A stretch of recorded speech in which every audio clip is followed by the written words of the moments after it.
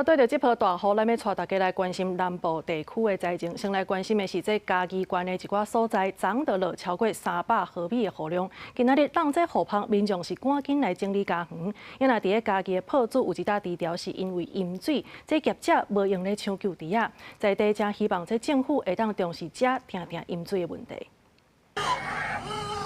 用地区甲人工的方式来掠造出的池啊，趁着今仔日天气好，嘉义县破厝市市场的业者赶紧来救昨因为淹水造出的池啊，但是也阁有3000多只的池啊伫水内底，损失超过1000万。他们现在都是救外围的猪只，可以赶快去救的部分，他们就先积极的先处理。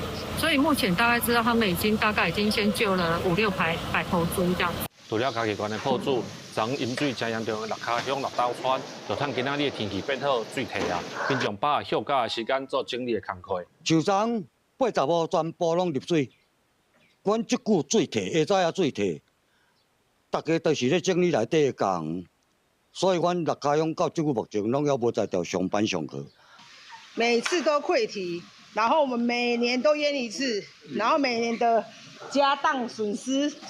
已经不计其数，希望这种事情不要再发生了，因为每一年这样子的情况下，真的对我们来讲是一个很大的困扰。除了家园退水了后，整理这届落雨嘛，造成嘉义县有9600多户来停电。台电表示，趁今仔日的天气较好，已经有加派人员来抢修复电，希望方便民众进行灾害的整理工作。记者林慧婷，嘉义报道。